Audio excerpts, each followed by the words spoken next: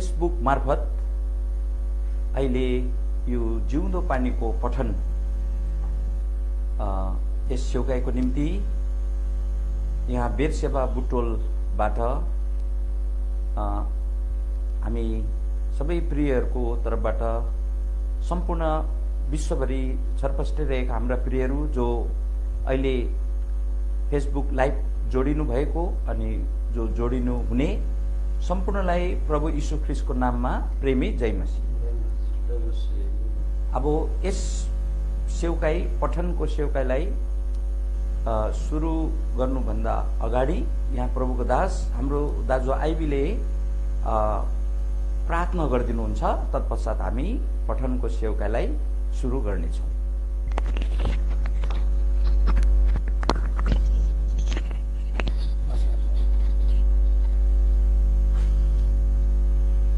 दयालु पिताको चरणमा म तुच्ഛमा सिझोइकन विनम्र भई अल्लाहसु तपाईँको पवित्र चरणमा तपाईँको पवित्र हृदय देश सुधार्ने पवित्र पाल्नुहोस्। धन्यवाद समयको लागि फेरि हामीले सुन्न सम्झिनु भयो। जिउँदो पानीको यो पठनको लगाव लिकन फेरि पनि पेसालाई जो फेरि पनि अरू जो भार जो दिनुभयो धन्यवाद दिन्छौँ। पठन कार्यक्रम जो सुरु हुन गइराखेको छ त्योभन्दा अगाडि तपाईँलाई सबै कुरा राख्दछौँ। जसले वाचन गर्नुपर्दछ पठन गर्नुपर्छ प्रभु सबै तपाईँले ज्ञान दिने काम गर्नुहोस्। ठिक प्रकारले यो पठन भएको खण्डमा तपाईँको महिमा प्रशंसा हुन गएको होस्। अन्धकार तमाम युक्ति शक्तिलाई आफ्नो अधीनमा राख्ने काम गर्नु पाउन चाहन्छौँ। अब सबै जुन सेवकाई छ तपाईँ उपस्थिति दिनुहोस्। यसरी नै प्रभु यो सफा प्रकारले यो बुझ्ने प्रकारले यो सबै यो वाचन गरेको खण्डमा धेरैजना तपाईँकोमा आउन कारण भएको होस्। जुरे पानीद्वारा पनि तपाईँको महिमा प्रशंसा भएको होस्। जो महिमा लिइराख्नु धन्यवाद दिन्छौँ। जतिजना सिने आत्माहरू बाँच्नुपर्छ वचन काम गर्नुहोस्। तपाईँ उपस्थिति हामी चाहन्छौँ। चारैतर्फबाट अन्धकारका तमाम युक्ति शक्तिलाई आफ्नो अधीनमा राख्ने काम गर्नु पाउन चाहँदै अब जति यो जुन सेवकाई सुरु हुन गइराखेको छ यो पठनको सेवकाई तपाईँले सिने आफ्नो दासहरूलाई जसले सिने पठन गर्नुपर्छ वाचन गर्नुपर्छ र माध्यम बनाइकन तपाईँले प्रभु सबै प्रभु तपाईँ सहायता गर्ने काम गर्नुहोस्। यो पाउन चाहँदै अन्यका तपाईँ युक्ति शक्तिलाई आफ्नो अधीनमा राख्ने काम राख्दै छुट्टी पनि पार्नलाई प्रभु ख्रीष्टले ग्रहण गर्नुहोस्। आमीन।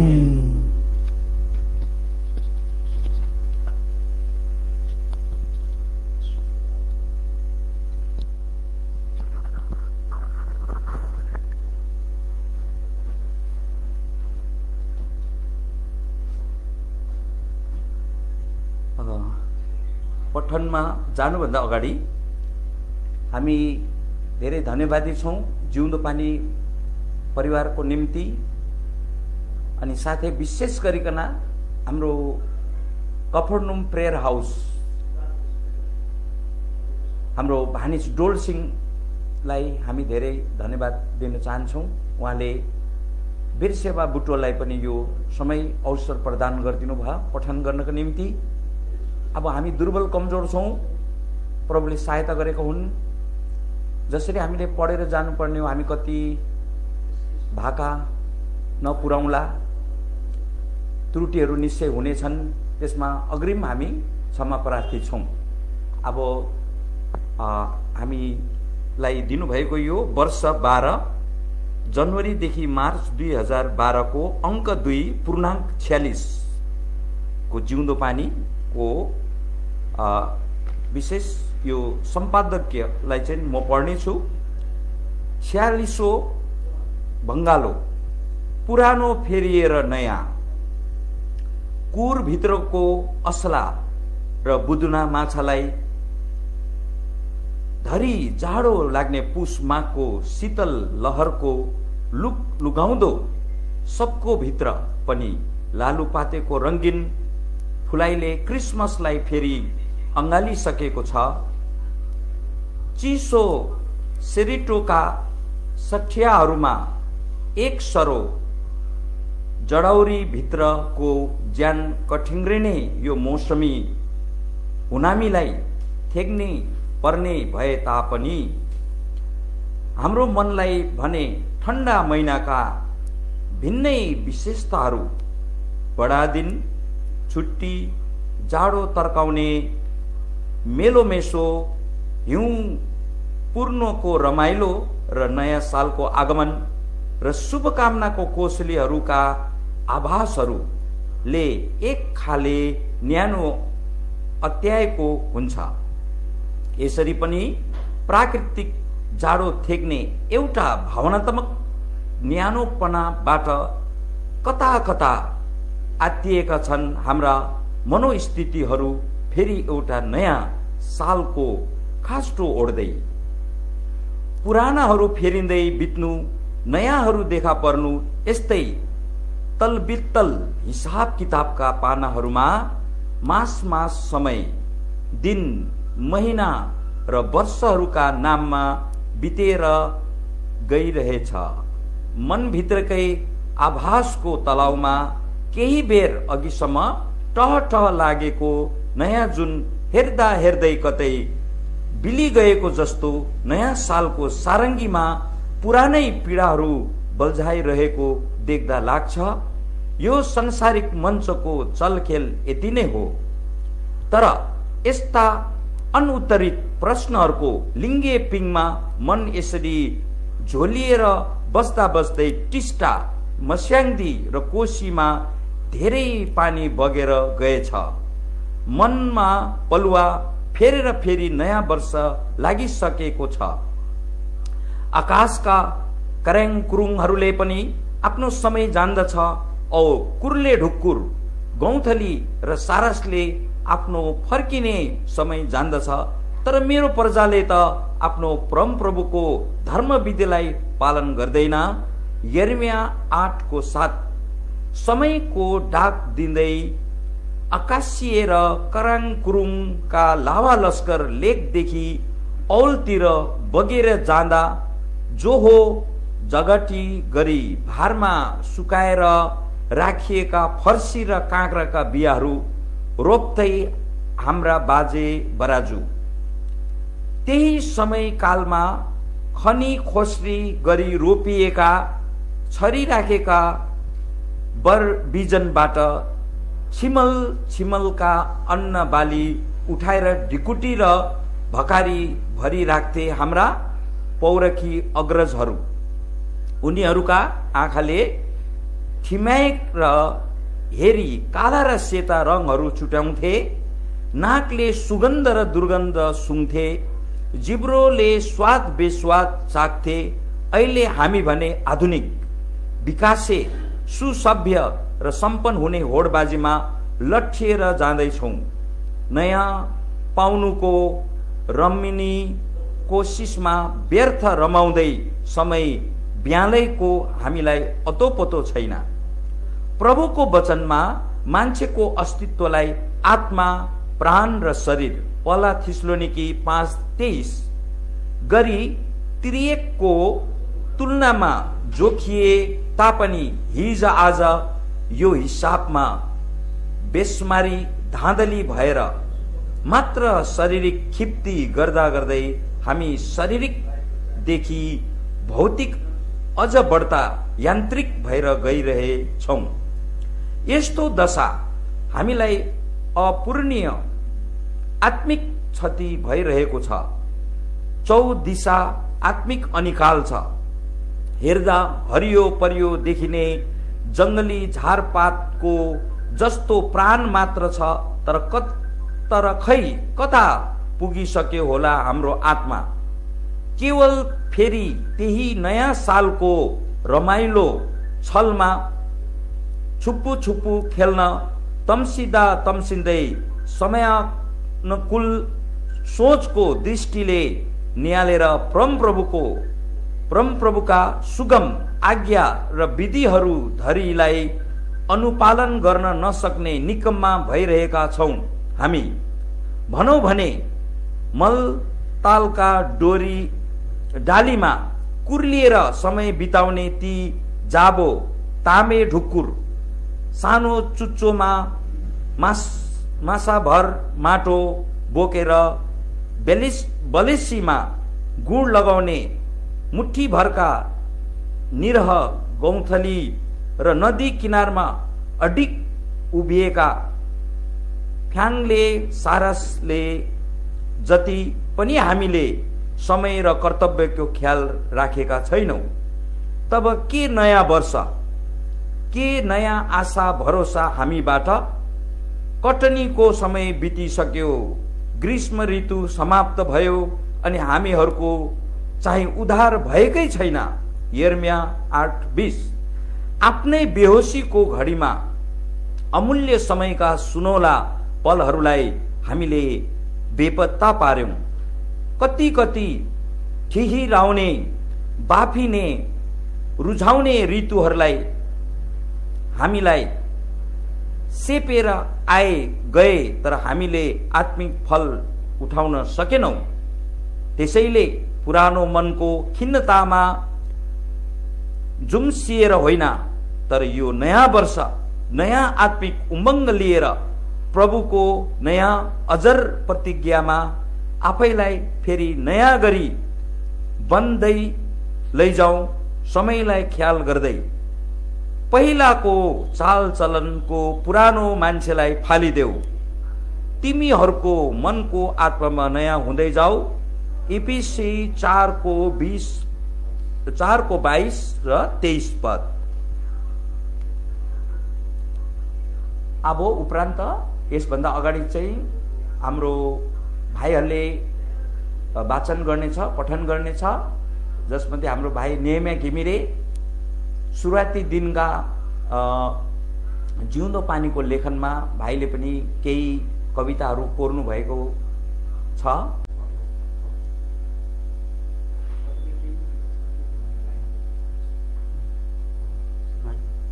प्रभु यीशु ख्रीष्टको नाममा प्रभुका सम्पूर्ण प्रियजन सन्तगणहरू जति पनि विश्वमा फैलिएर रहनुभएको छ, जतिले उसलाई लाइभलाई हेरिरहनु भएको छ, सम्पूर्ण प्रिय सन्तगणप्रति प्रेमी जय मसीह। आज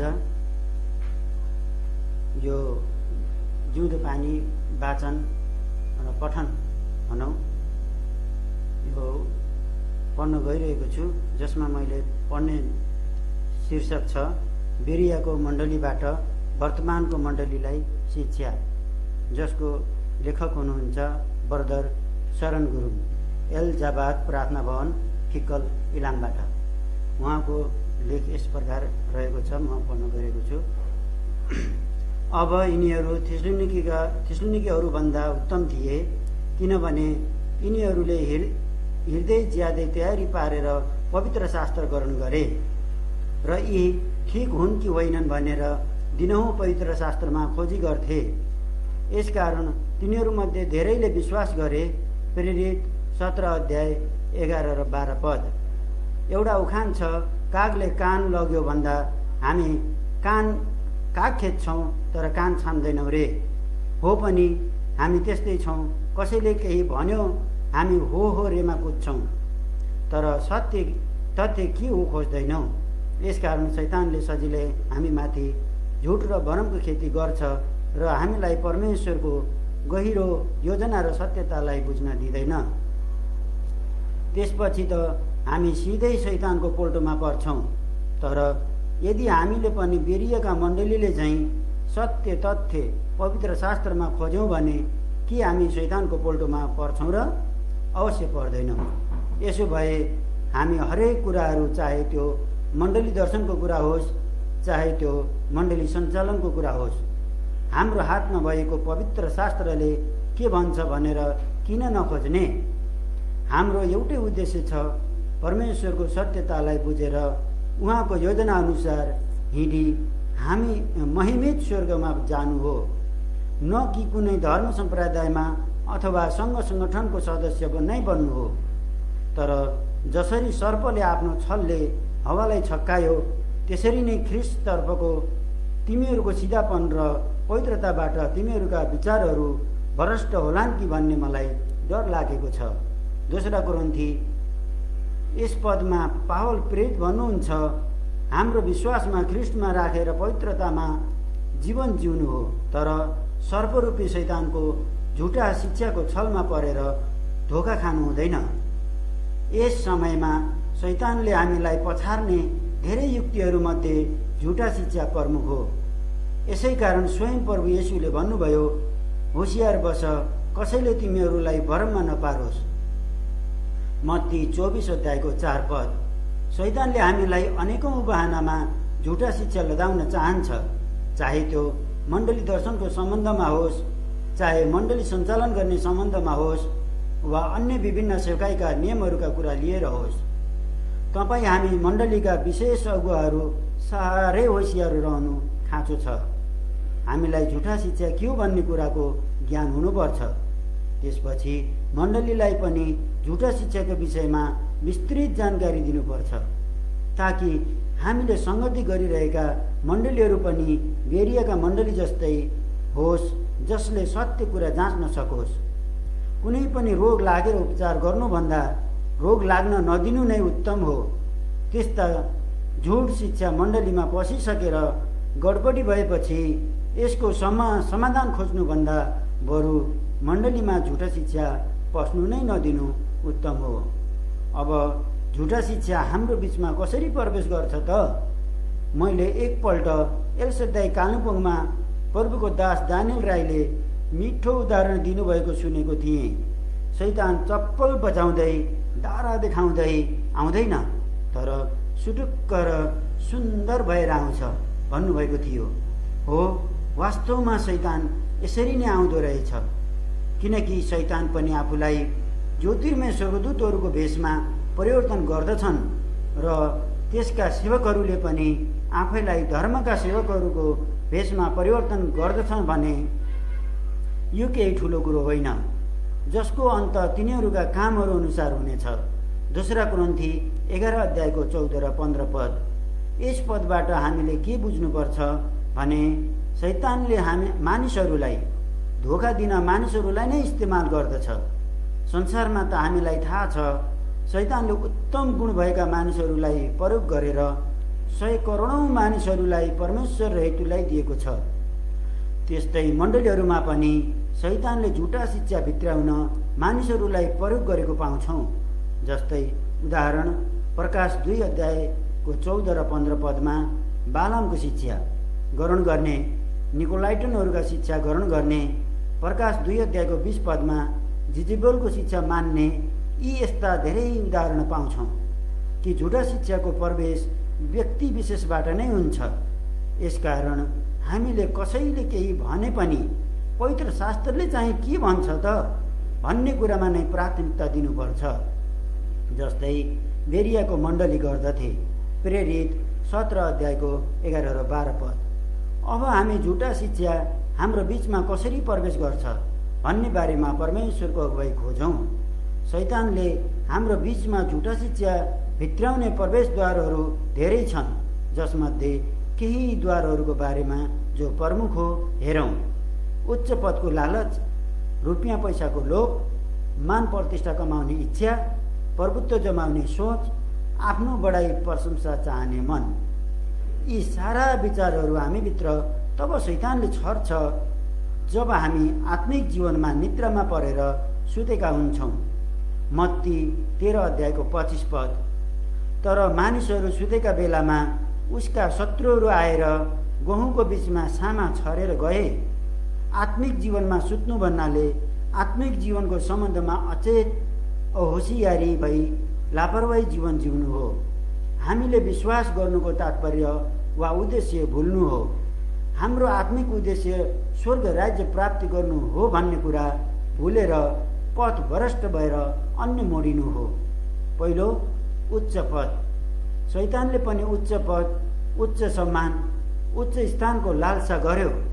फलस्वरूप तिनी यति तल झारिए जसको वर्णन यशाया 14 12 पददेखि 15 पद र प्रकाश 12 9 र 10 पदहरूमा वर्णन गरिएको छ। पाठकले अवश्य पढ्नुहोस्।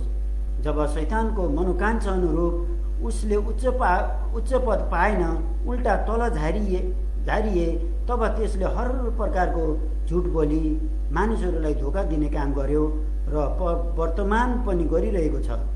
हामी पनि उच्च पदको इच्छा गरेर हत्याउन असफल भए अजानिदो पारामा शैतानको यही पथलाई पहिल्याउन थाल्छौँ र अन्त्यमा आफैलाई एउटा झुठो शिक्षाको रूपमा आफैलाई स्थापित गर्छौँ। तर प्रभुको हामीलाई सल्लाह छ, यसकारण जसले यो सानो बालक जस्तै आफूलाई नम्र तुल्याउँछ त्यही स्वर्गको राज्यमा सबैभन्दा ठुलो कहलाइनेछ। मत्ती 18:4। दोस्रो, रुपियाँको लोभ।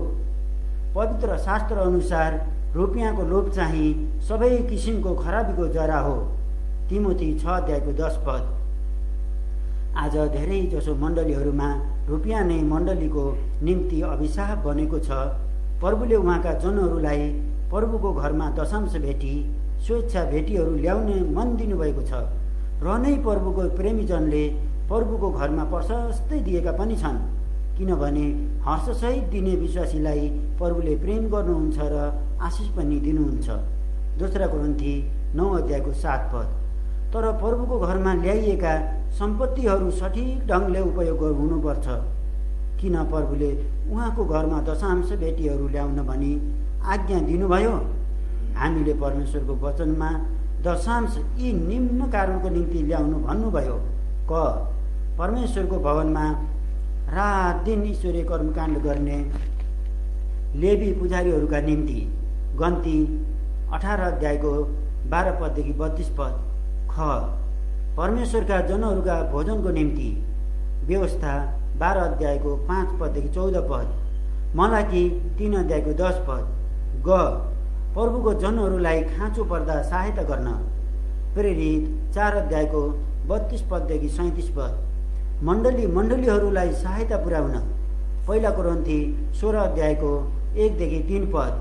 प्रभुका आत्माहरूको फिक्री गर्दै आत्मिक उन्नति हुने कामहरूको निम्ति। दोस्रा कोरिन्थी 14:14-15। अब यी सबै कुरा थाहा पाएर पनि प्रभुको घरको सम्पत्तिमा आँखा गाड्नु र त्यसलाई हत्याउन कोसिस गर्नु कति श्रापित कुरा हो। आज कतिले त जानेर पनि यही रुपियाँ पैसाको पछि लागेर मण्डलीमा विभाजन ल्याउन सम्म पनि पछि पर्दैनन्। रोमी 16:17-18। तेस्रो, मान प्रतिष्ठा। मान प्रतिष्ठा कसले चाहँदैन र? सबैले चाहन्छन्। प्रभुको चेलाले पनि प्रभुलाई भनेका थिए, को प्रसिद्ध हुन चाहँदैन र? किन तिमी आफैलाई लुकाउँछौ? यूहन्ना 7:4। हो, हामी आफू अपमानित भएको र आफ्नो प्रतिष्ठा गुमेको चाहँदैनौँ। यसै कारण यस संसारमा जति पनि लडाइँहरू भइरहेको छ त्यो जुङ्गाको लडाइँ अर्थात् मान प्रतिष्ठाको निम्ति अरूलाई दोष दिँदै होच्याउनु, अपमान गर्नु, विरोध गर्नुलाई, खसाल्नुलाई मान प्रतिष्ठाको लडाइँको मुख्य चाबी सम्झन्छन्।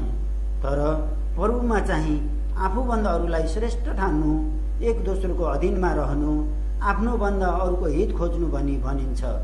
फिलिप्पी 2:3-4। इफिसी 5:21। आज मण्डलीमा पनि आफू अनुकूल शिक्षा दिनु, आफैलाई सबैभन्दा प्रमुख तुल्याउनुको कारण नै झुटा शिक्षा लाद्ने काम भइरहेको हुन्छ, जस्तै डियोत्रिफसले गरेका थिए। तेस्रो यूहन्ना 9:10। चौथो, प्रभुत्व। हामी सबैले सबैभन्दा पहिला जान्नुपर्ने कुरा चाहिँ ख्रिस्ट नै मण्डलीको शिर हुनुहुन्छ। हामी सबै उहाँको प्रभुत्व मुनि छौँ भन्ने कुरा मण्डलीलाई प्राथमिकताको साथ शिक्षा दिनु जरुरी हुन्छ। जब कसैबाट पनि स्थानको, व्यक्तित्वको, प्रभुत्वको कुरा आउँछ तब हामीले बुझ्नुपर्छ यो झुटा शिक्षा हो भनी। प्रेरित पावल भन्नुहुन्छ, म गएपछि बगाललाई स्वाहा पार्ने बुवासाहरू आउँछन् र जसले टेढामेढा कुरा गरेर बगाललाई आफूतिर खिच्छन्। प्रेरित 28:29-30।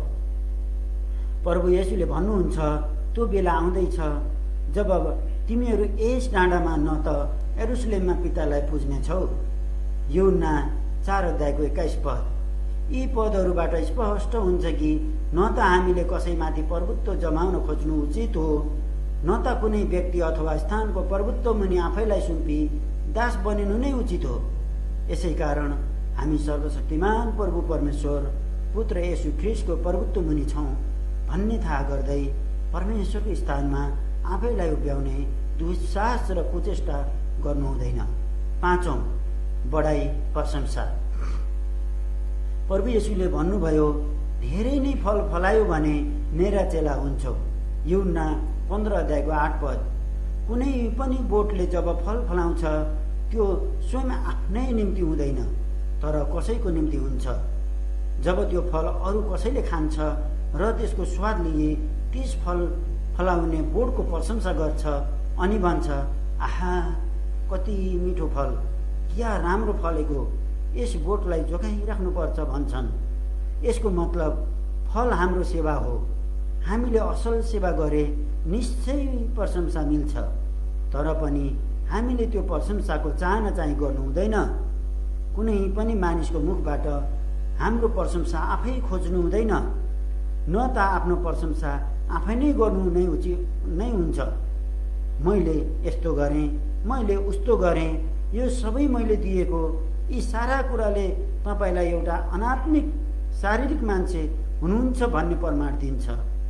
हामीले आफ्नो प्रशंसा खोज्नु हुँदैन, तर हाम्रो प्रशंसा प्रभुले गरून्। 2 कोरिन्थी 10:18। आज यस्ता कुराहरू नै मण्डलीमा झुठा शिक्षाले प्रवेश पाउने द्वारहरू। यदि हामीले पनि बेरियाको मण्डलीले झैँ समयमा नै होस पुर्याएनौँ भने हाम्रो बीचमा पनि धेरै झुटा शिक्षाहरूको थुप्रो लाग्नेछ र हाम्रा मण्डलीहरू पनि शैतानको अखडा बन्न सक्छ। यसैले बेरियाबाट यी कुराहरूको शिक्षा लिनु नै पर्छ। अब दोस्रो शीर्षक चाहिँ भाइ सुनिल थापाले वाचन गर्नुहुनेछ। माइक मैले अब उहाँलाई दिइरहेको छु, उहाँ आएर आफ्नो पाठ वाचन गर्नुहुनेछ। जय मसिह।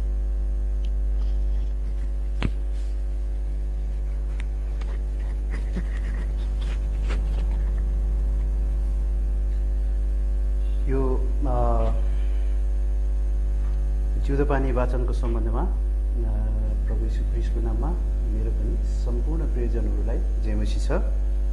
र अब हामीले जो अहिलेको शीर्षक छ यो भविष्यवाणी सम्बन्धी, के 2012 संसारको अन्त्य हो, यस सम्बन्धी हामीले पढ्छौँ। यसमा लेखकको विषय त यहाँ देखिएको छैन। फेरि पनि अन्य जातिहरूका चाल नसिक र आकाशका चिन्हहरूदेखि भयभीत नहौ, किनकि अन्य जातिहरू त तीदेखि भयभीत हुन्छन्। यर्मिया 10:2। अनि त्यस दिन र त्यस घडीको विषयमा कसैले जान्दैन, स्वर्गका दूतहरूले पनि जान्दैनन्, तर मेरा पिताले मात्र। मत्ती 24:36। 2012 साल र संसारको प्रलयको हल्ला नसुन्ने को नहोला र? सबैको मुखमा चर्चाको गरम विषय हो यो। कोही मानिसहरू यो 2012 सालको प्रतीक्षामा उत्तेजित छन् भने कोही चाहिँ मृत्युको त्रासले पीडित। खन्चुवाहरू आखिर मरि त हाल्ने हो भनी सक्दो हँसुर्ने दाउमा छन्। कोहीले मर्न अघि भयभरको भोगविलास गर्न बहाना पाएका छन् र कति असाध्य बाठा र अग्रसोचीहरूले परिआएको बेलामा आफैलाई बचाइराख्न सटाक सुटुक धेरै स्वार्थी योजनाहरू बनाइसकेका छन्। माया सभ्यता प्राचीन मेसो अमेरिकी सभ्यता हो। यो सभ्यताको स्थापना ईसापूर्व 2000 देखि सन् 250 भित्र भएको थियो अनि सन् 250 देखि 900 सम्म उनीहरूको विकासको चरमसुलीमा पुगेका थिए।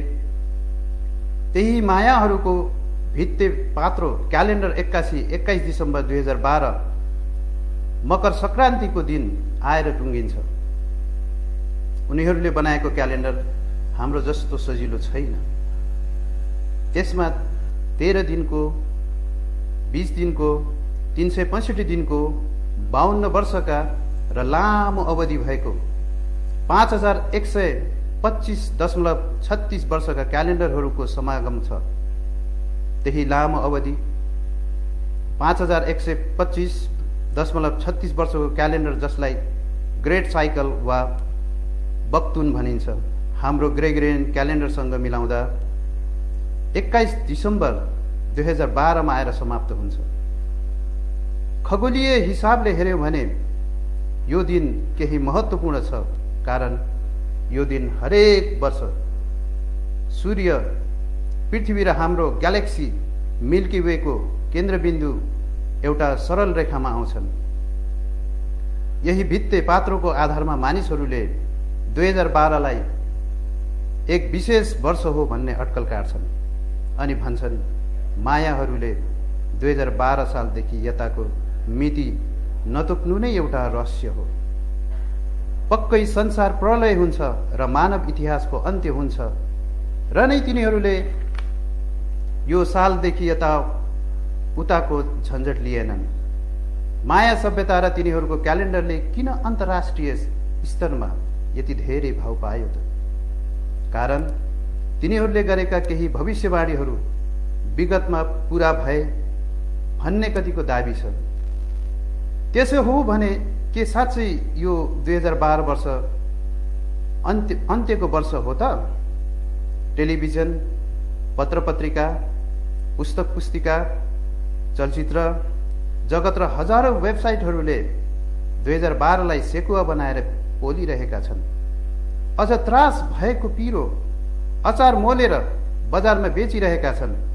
बहुचर्चित टिभी च्यानल द हिस्ट्रीले 2012 लाई तातो खबर बनाएर यसको नाली बेली केलायो। साइन्स एन्ड फिक्सन मुभी 2012 ले यो विषयलाई झन् एउटा रापिलो बनायो। त्यहाँ देखाएका संसार तहस नहस भएका भयानक दृश्यहरूले मानिसहरू हो न हो थरी थरी कापे। धेरैको अड्कल अनुसार यो वर्ष प्रचण्ड सुनामी, असाध्य भुइँचालो र अग्निमय उल्काहरूको वर्षातले पृथ्वी तहस नहस हुने र मानव इतिहासको अन्त्यको दिन हो। कतिको भनाइ अनुसार यो वर्ष विवेकमा अनौठो परिवर्तन आउने एउटा नयाँ भिन्न युगको सुरुवात हुने दिन हो। प्रख्यात पुस्तक माया कस्मोजेनेसिसको लेखक जोन मेजर जोनकिन्स आउँदो नयाँ युगको बारेमा यसरी लेख्छन्: हामीले ठानेको वर्ष 2012 भित्रमा मानव इतिहासको एउटा ठूलो अध्याय समाप्त हुन्छ।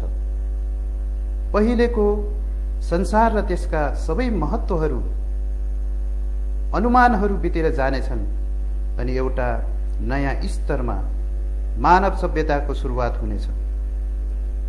2012 को विषयलाई वैज्ञानिकहरू, एक्सक्याटोलोजिस्टहरू, ज्योतिषीहरू र ठूला टाउकेहरूले खोतलेर अझ जटिल र भरपर्दो बनाएका छन्। उनीहरूले बाइबलमा लेखिएका भविष्यवाणीहरू, प्राचीन पूर्वीय केही भविष्यवाणीहरू, नास्ट्रोडामसका लेखहरू, केही वैज्ञानिक तथ्याङ्कहरूलाई भेला गरी केही प्रमाण जुटाएका छन्। पछि फर्केर विगतलाई हेर्नु हो भने संसारको अन्त्य हुन्छ वा कुनै ठूलै घटना घट्छ भन्ने भविष्यवाणीहरू थुप्रै भएको हामी पाउँछौँ।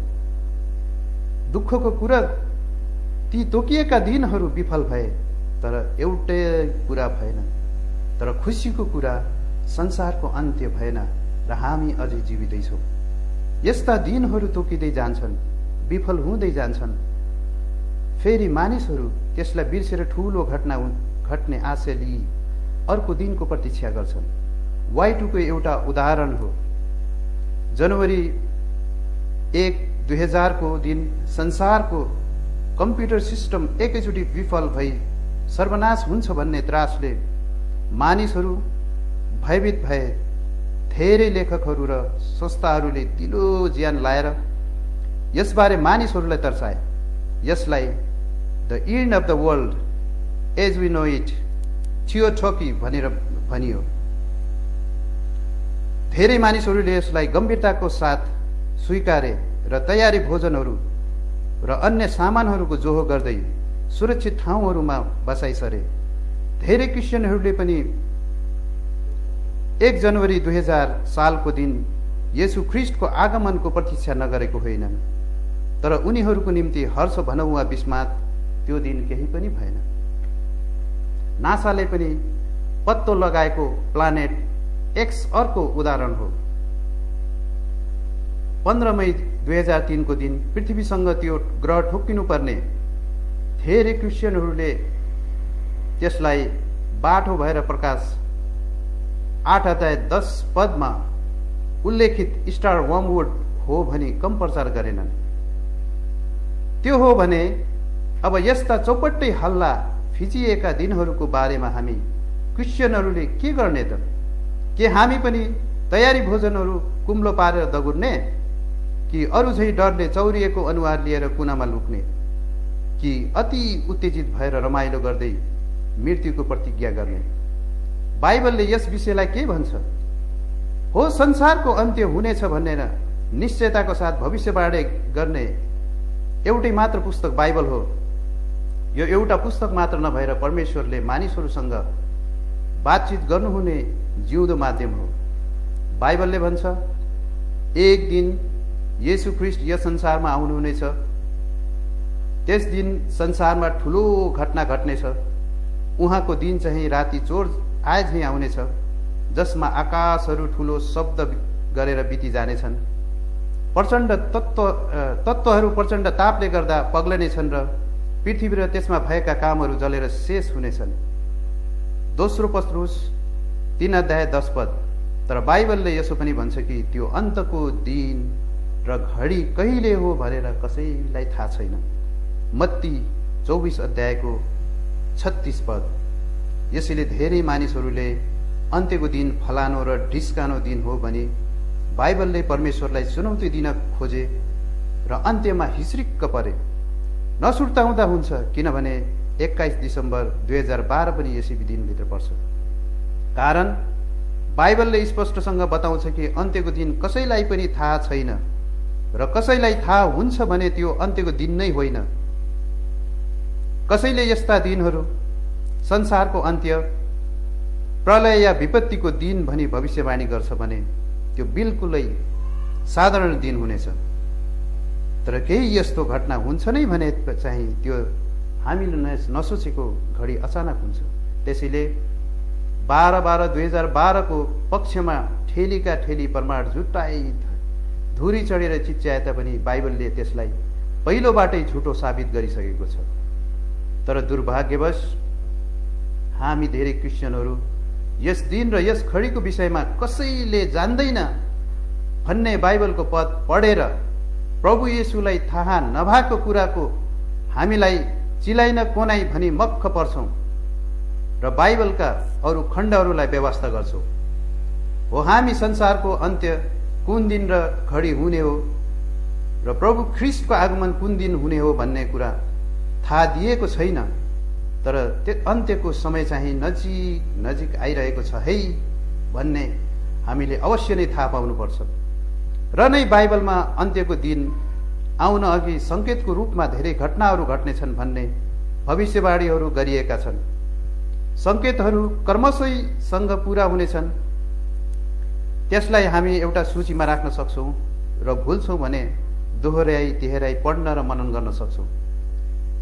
अहिले हामी कुन समयमा बाँचिरहेका छौं र संसारको अन्त्य, ख्रीष्टको दोस्रो आगमन हुन अझ कति समय अझै बाँकी छ भनी खुट्याउन सक्छौं। जैतुन पहाडमा प्रभु येशूलाई उहाँको आगमन र अन्त्यको दिनका चिन्हहरूको विषयमा सोधियो। उहाँले उहाँको आगमन भन्दा अघि हुने घटनाहरू र संकेतको भविष्यवाणी गर्नुभयो। मत्ती 24 अध्याय। झुटा ख्रीष्ट र झुटा भविष्यहरू, लडाई र लडाईका होहल्लाहरू, अनिकाल, रूढी, महामारीहरू, भुइँचालोहरू, जाति जाति र राष्ट्र राष्ट्रमाझ लडाई झगडा, मानिसहरू बीच सेलाएका प्रेम र बढ्दो धोका र घृणा, अधर्मको वृद्धि, विश्वासीहरूलाई सतावट, सुसमाचारको संसारभर प्रचार र महाविपत्ति जुन संसारको सुरुवातदेखि अहिलेसम्म कहिल्यै भएको थिएन। र जसको अवधिलाई चुनिएका विश्वासीहरूको खातिर छुट्याइनेछ। अनि महाविपत्तिको अवधि लगत्तै ख्रिस्टको आगमन अर्थात् संसारको अन्त्य, तपाईँ मण्डलीको र्याप्चर महाविपत्ति अघि हुन्छ भन्ने विश्वास राख्नुहोस् या महाविपत्ति पछि हुन्छ भन्ने। तर सुरुका पीडाहरू सबै विश्वासीहरूले भोग्नै पर्छ। अहिले घटिरहेका घटनाहरूले हामीलाई यो निश्चय गराउँछ कि ख्रिस्टको आगमनको समय नजिकै आइरहेको छ। भविष्यवाणीहरू पहिलेको समयमा भन्दा फटाफट पूरा भइरहेका छन्। माथि उल्लेखित संकेतहरू कति पूरा भइरहेका छन्, कति पूरा हुन बाँकी रहेको छ भने अल्मलिनु चाहिँ मूर्खता हो। तर हाम्रो कर्तव्य चाहिँ हरेक दिन ख्रिस्ट येशूको प्रतीक्षा गर्नु हो। ख्रिस्टको आगमन र संसारको अन्त्य हुनु केही अबेर नहोला, केही अबेर होला, तर हाम्रो जीवनको अन्त्य आजै र अहिले पनि हुन सक्छ। 2012 संसारको अन्त्य होइन, 21 दिसम्बर पनि अनि अन्त्य होइन, तर यो साल हाम्रो जीवनको अन्तिम साल हुन सक्छ र यो दिन हाम्रो जीवनको अन्तिम दिन। यसैले एउटा विश्वासीहरूको निम्ति हरेक पल, हरेक घडी, हरेक दिन, हरेक हप्ता, हरेक महिना र हरेक वर्ष ख्रिस्टको आगमनको दिन हो, चाहे वा उसको निम्ति व्यक्तिगत रूपमा उठाउन आओस् या सामूहिक रूपमा र्याप्चरको रूपमा। हामीमाथि विपत्ति आइपर्नलाई 21 दिसम्बर 2012 नै वा कुनै विशेष दिन नै किन पर्खनु पर्यो त? कुनै नसोचेको दिन अचानक हामीलाई भुइँचालोले चेप्टाउन सक्छ, सुनामीले बगाउन सक्छ, पहिरोले पुर्न सक्छ, बाढीले डुबाउन सक्छ र बम विस्फोटले टुक्रा टुक्रा पार्न सक्छ। कारण यो समय अन्तिम समय हो र यहाँ चिन्हहरू पूरा भइरहेका छन्। हामी विश्वासीहरूलाई संसारका अरू मानिसहरूको चाल सिक्नु छैन, न त आकाशका चिन्हहरूदेखि भयभीत हुनु छ। भइरहेका र आउनेवाला सङ्कटका दिनहरू देखेर मानिसहरू उत्तेजित होन्, हताश निराश होइन र भयभीत होन्, तीन छक्क परुन्। तर हामी चाहिँ उहाँको प्रतिज्ञा अनुसार नयाँ आकाशहरू र नयाँ पृथ्वीको बाटो हेर्दछौँ जहाँ धार्मिकताले बास गर्दछ। दोस्रो पत्रुस 3 अध्यायको 13 पद।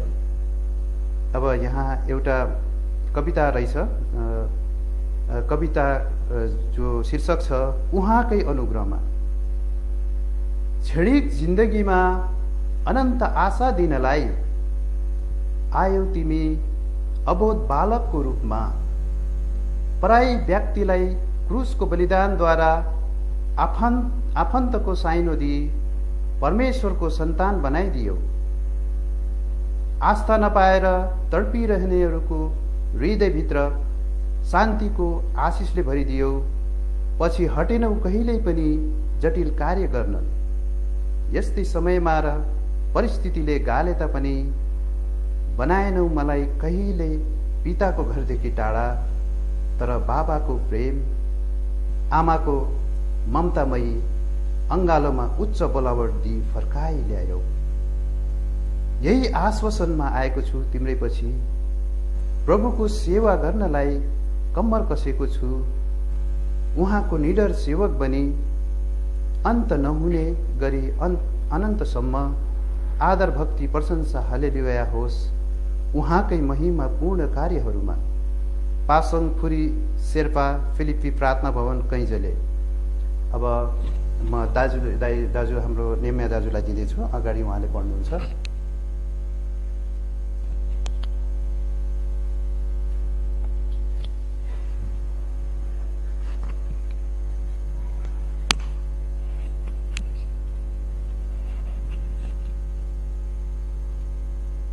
फेरि पनि अब अर्को शीर्षक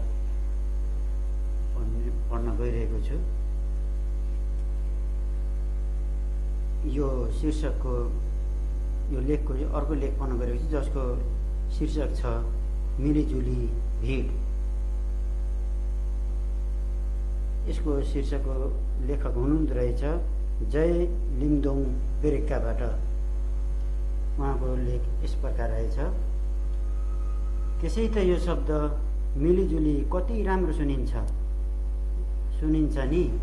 कोही नानीहरू मिलेर खेलिरहेका छन् भने त्यसै पनि हामी भन्छौँ, हेर न ती नानीहरू कति मिलेर खेलेको, कति राम्रो भनी हामी तिनीहरूलाई सर्काउँछौँ। उनीहरूलाई स्याबास पनि भनिदिन्छौँ।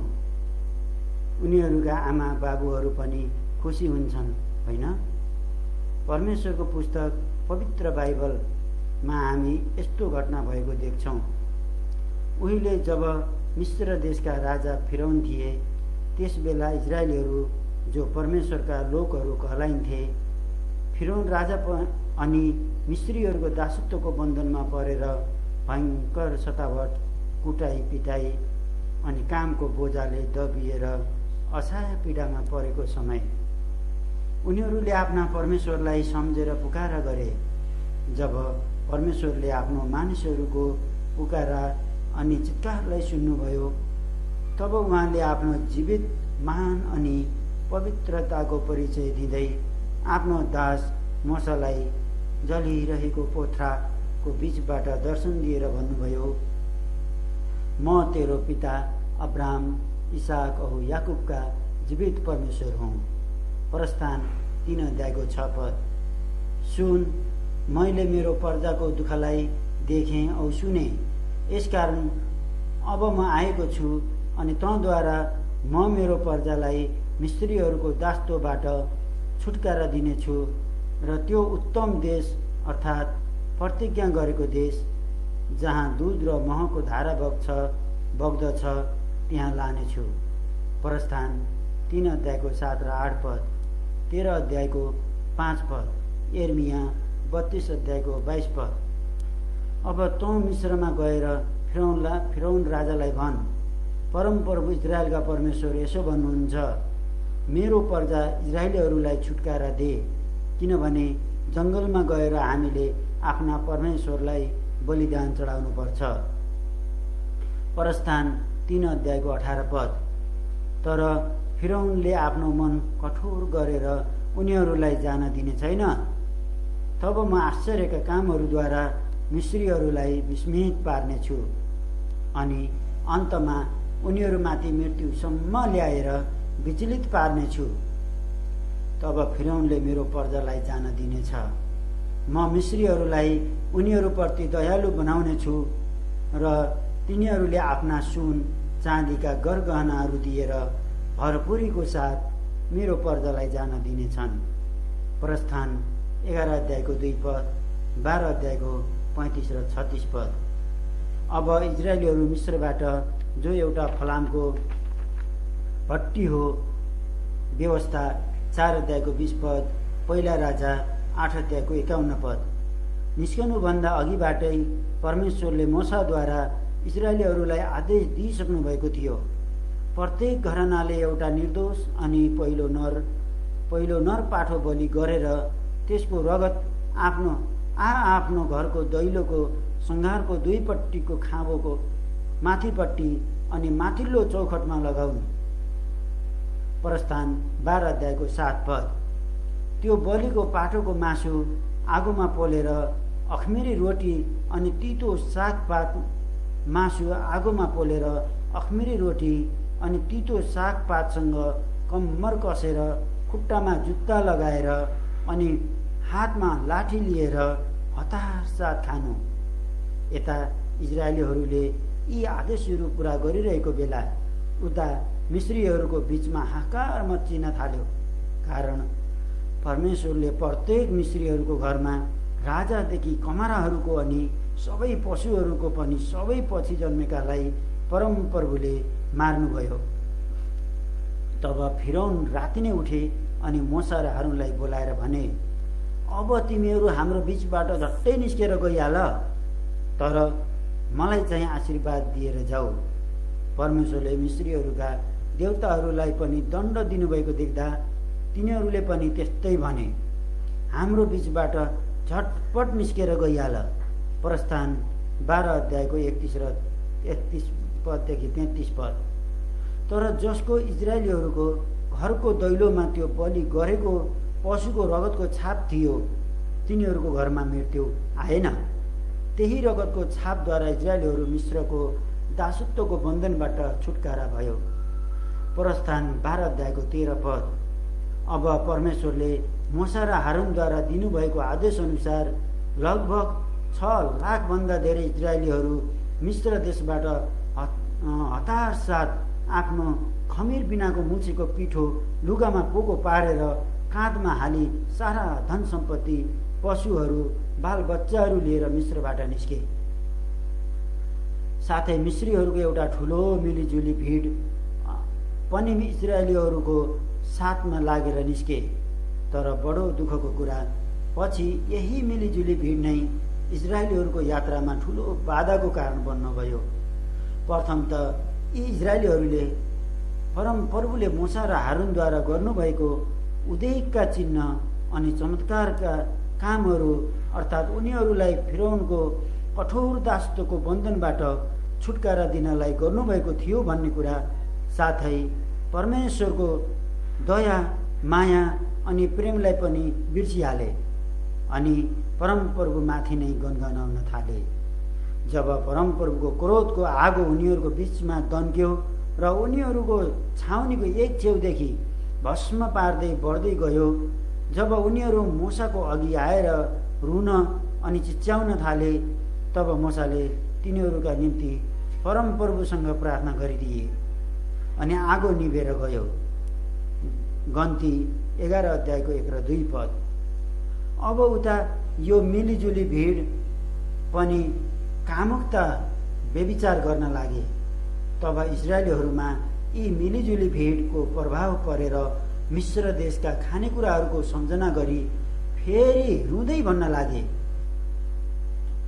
हामीलाई यस जङ्गलमा कसले मासु खान दिने? हामी मिश्रमा हुँदा मनमानी मासु खान पाउँथ्यौँ अनि त्यहाँको काँक्रा, खरबुजा, लसुन, प्याज अनि कति खानेकुराहरू हामीलाई याद आउँछ जो हामी मिश्रमा खान्थ्यौँ भन्दै रुन लागे। परमेश्वरले उनीहरूलाई दिनुभएको स्वर्गीय खानेकुरा मन्नालाई निकम्मा भन्न लागे। गन्ती 11 अध्यायको 4 पददेखि 6 पद। परमेश्वरले उनीहरूको रुवाई अनि गनगनाहट सुन्नुभयो अनि उहाँले मोसालाई भन्नुभयो, मैले यिनीहरूको गनगनाहट सुनेको छु, यसकारण अब म उनीहरूको चाहना र गनगनाहट अनुसार मासु खान दिनेछु। तब परमेश्वरले बट्टे चरा उनीहरूको छाउनीको चारैतिर प्रशस्तै गरी पठाइदिनुभयो। तब उनीहरूले त्यो समातेर कस्तो स्वादिलो प्रकारले पकाए होला, मजाले खानु पर्यो भनेर मुखमा हालेर चपाउन पनि नपाई उहाँको क्रोध उनीहरूमाथि पर्यो र अफसोसको कुरा, सबैजना फटाफट मर्न थाले। गन्ती 11 अध्यायको 33 पद। यो सब हानि, मृत्यु अनि श्राप किन उनीहरूको बीचमा आयो? के ती मिलिजुली भिडसँगको सङ्गतिको परिणाम होइन र? अझै इजरायलीहरू त यस्ता सङ्गतिले गर्दा आफ्ना जीवित परमेश्वरलाई भजन भक्ति गर्नु पुज्नु छोडेर मूर्ति पुज्ने भए। प्रस्थान 32 अध्यायको 1 देखि 8 पद। यसै कारण पावल प्रेरितले कोरिन्थीको मण्डलीलाई आफ्नो पत्रीमा सभासँग लेखिदिएका छन् कि यस्ताहरूको बीचबाट निस्केर अलग बस। दोस्रा कोरिन्थी 6 अध्यायको 14 पददेखि 18 पद। यद्यपि यसको मतलब यो पनि होइन कि हामीले उनीहरूलाई हेर्दै नहेर्नु, बोल्दै नबोल्नु अनि उनीहरूसँग हिँड्दै नहिँड्नु भनेको पनि होइन, किनकि हामी यस संसारमा रहुन्जेलसम्म त यस्तै मानिसहरूसँग मिलेर कति काम कुराहरू गर्नुपर्छ। कार्यालयमा, पाठशालाहरूमा अनि बजार दोकानहरूसँग हामीले काम कुरो गर्नै पर्छ। तर हामीले उनीहरूको झैँ बोली वचन, फेसन, रङढङ अनि वस्त्र पहिरन र उनीहरू चाहिँ गर्नु भएन। यी सब सांसारिक अभिलाषाका कुराहरू खास परमेश्वरका जनहरूमा हुनु हुँदैन। हामी परमेश्वरका सन्तान भएका छौँ। यसैले यी मिलिजुली भिड अर्थात् सांसारिक मानिसहरूको बीचमा हामी मिठो बोली वचन, काम गर्ने ठाउँमा असल गवाही, दोकानेहरूसँग लेनदेन सफा हुनुपर्छ। यस प्रकारले हामी आफ्नो मसीह चिनारी जहीँ तहीँ हर ठाउँ हर परिस्थितिमा असल गवाहीको साथ सम्हालेर राख्नुपर्छ, जसबाट हाम्रो प्रभुको निन्दा होइन तर उहाँको महिमा हुनुपर्छ। हाम्रो असल प्रभावद्वारा उनीहरूलाई ख्रीष्ट प्रभुको सत्यतामा डोराइकन प्रभुमा ल्याउन सक्छौँ। नत्र भने हाम्रो सालेमाले जीवनदेखि उनीहरूमा नराम्रो प्रभाव पर्न जान्छ र मानिसहरूमा हाम्रो परमेश्वरको उत्तम नामको निन्दा हुन जान्छ। रोमी 3 अध्यायको 33-34 पद। हाम्रा प्रिय जवान छोरा छोरीहरू आफ्नै वैवाहिक सम्बन्धमा बडो होसियारी हुनुपर्छ। हाम्रो सम्बन्ध यी मिलिजुली भिड अथवा अविश्वासीहरूसँग हुनु हुँदैन, नत्र भने यस्ता अन्धकारका सन्तानहरूबाट हाम्रो महान जीवित परमेश्वरको महिमा हुनुको सट्टामा निन्दा हुन्छ। यसकारण यस्ता लोकहरूसँग हाम्रो वैवाहिक सम्बन्ध हुनु हुँदैन। भन्न सकिँदैन यस्ताहरूले पछि पछि उनीहरूको किसिम किसिमको मूर्ति पूजा गर्न र रीतिथिति मान्न लाउनेछन्। तब के गर्ने? योशु 23 अध्यायको 13 पद। किनभने परमेश्वरको वचनमा यस्तो घटना भएको छ, एउटी इजरायली स्त्रीले एउटा मिश्री पुरुषसँग विवाह गरिन् र एउटा छोरो भयो। पछि त्यो मिश्रीको छोरो त इजरायली पुरुषसँग झगडा गरी मारपिट गर्दै परमेश्वरको नाम लिँदै इजरायली पुरुषलाई श्राप दिन थाल्यो। याकुब 2 अध्यायको 7 पद। तब यो निन्दा गर्ने मिश्रीको छोराप्रति परमेश्वरको आज्ञा मूसाद्वारा यस्तो भयो कि त्यो मानिस ढुङ्गाले लोहराइएर मारिनुपर्छ, अनि ऊ त्यसरी नै मारियो। लेवी 24 अध्यायको 10देखि 16 पद। प्रिय हो, आज हाम्रो के हालत छ? ध्यानसँग सोचौँ। आज हाम्रो जीवनद्वारा परमेश्वरको निन्दा हुँदैछ कि उहाँको महिमा हुँदैछ?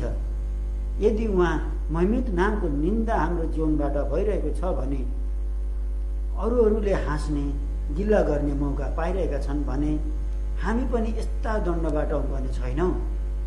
किनभने हाम्रा महान जीवित परमेश्वरको ठट्टा हुन सक्दैन। गलाती 6 अध्यायको 7 पद।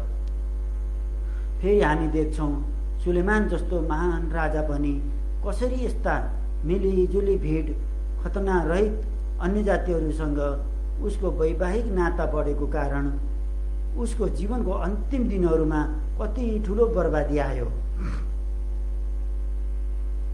सर्वप्रथम त उनले मिस्रका राजा फिरौनकी छोरीलाई विवाह गरे। पहिला राजा 3 अध्यायको 1 पद। उनले धेरै पराई स्त्रीहरूको प्रेममा फँसेर तिनीहरूलाई विवाह गरे। उनले ती स्त्रीहरूले मान्ने विभिन्न प्रकारका देवी देवताहरू पनि बनाइदिए। ती स्त्रीहरूले सुलेमान राजाको मनलाई बहकाइदिए अनि उनी पनि ती घृणित थोकहरूलाई ढोग्न र दण्डवत गर्न लागे। पहिला राजा 11:5देखि 11 पद। जुन व्यक्तिलाई परमेश्वरले यति धेरै ज्ञान, बुद्धि, समझ, धन, मान, मर्यादा दिनुभएको थियो, किनभने उनी परमेश्वरका प्यारो थियो, जसलाई एदिड्या, जसको अर्थ प्रिय पनि हो, नाम पनि दिएको थियो। दोस्रो सामुएल यहाँ तेस्रो लेखिएको रहेछ, दोस्रो हुन सक्छ। सामुएल 12 अध्यायको 24 र 25 पद। यही प्यारो छोरा आज ती घृणित कुराहरू पुज्ने स्त्रीहरूको प्यारो भए। उनको बाबु राजा दाउदले सिकाइराखेका शिक्षाहरू अनि सत्य परमेश्वरको आज्ञाहरू भुलेर उनी मूर्ति पूजक भए। कति दुःखदायक कुरा हो। अर्को कुरो, यही राजा सुलेमानले नै परमप्रभुका निम्ति एउटा भव्य मन्दिर बनाएका थिए अनि कस्तो बोझ सहित सब इजरायलीहरूको सामुन्ने प्रार्थना गरेका थिए। पहिला राजा 5 अध्यायको 6, 7, 8 अध्यायहरू। उनले यति सुन्दर मन्दिर बनाएर बहुतसित प्रार्थना गरे। पहिला राजा 8 अध्यायको 22 पद। तब परमेश्वरले अत्यन्तै प्रसन्न भएर मन्दिरलाई आफ्नो महिमाले भरिदिनु भएको थियो। पहिला राजा 8 अध्यायको 10 र 11 पद। दोस्रो इतिहास 7 अध्यायको 1 देखि 3 पद। प्रभुले उनलाई 2 पल्ट दर्शन दिनुभएको थियो। पहिला राजा 3 अध्यायको 5 पद, 9 अध्यायको 2 पद। किनभने सुलेमानले परमेश्वरलाई प्रेम गर्थे। पहिला राजा 3 अध्यायको 3 पद।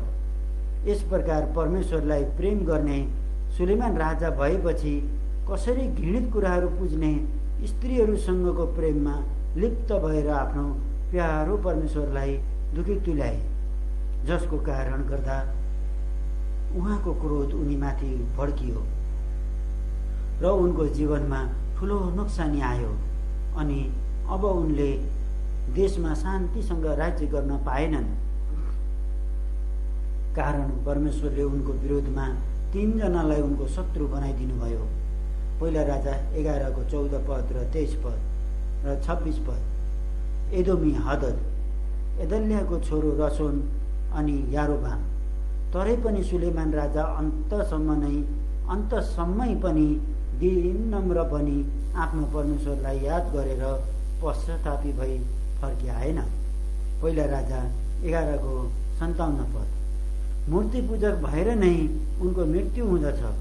अब हामी पनि सोचौँ अनि होसियारी बनाऊ, कारण यी मिलिजुली भिड अर्थात् गैर मसीहसँग हाम्रो सङ्गति ज्यादै घनिष्ठ हुँदैछ भने हामीले सुलेमान राजालाई सम्झनुपर्छ, जसको कारण हाम्रो जीवनमा नोक्सानी आइरहेछ भने हामी प्रार्थना गरेर यस्ताहरूसँगको सङ्गतिबाट अलग रहनुपर्छ।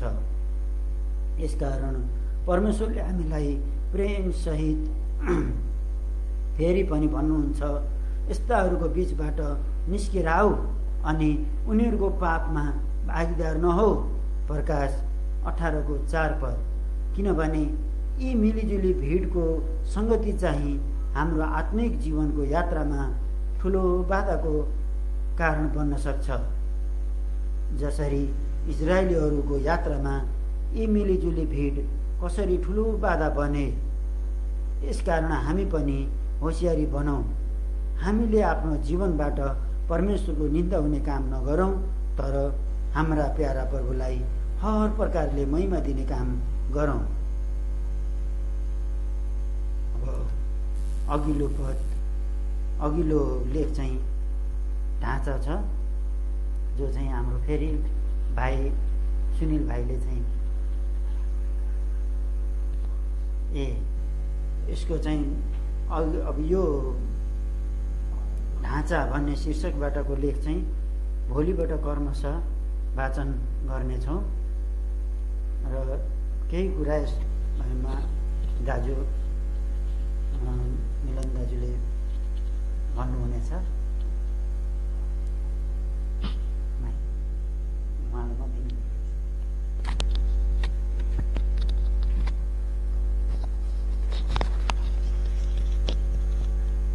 आजको यो जिउँदो पानी पठन गर्नको निम्ति बेरसेवा बुटोल बाट यो हामीले पठन गर्दा पृष्ठ 12 सम्म पढेर गएका छौँ भने भोलिबाट पृष्ठ 13 बाट चाहिँ क्रमशः हामी पढ्नेछौँ। नेपाली समय बेलुकी 6:45 बाट तपाईँले भोलि अनि पर्सिसम्मको पठनको निम्ति एकदमै प्रार्थनामा स्मरण गरिदिनु हुन हामी अनुरोध गर्दछौँ। अब हामी यसोकालाई अन्त गर्नुभन्दा अगाडि प्रार्थना गर्नेछौँ।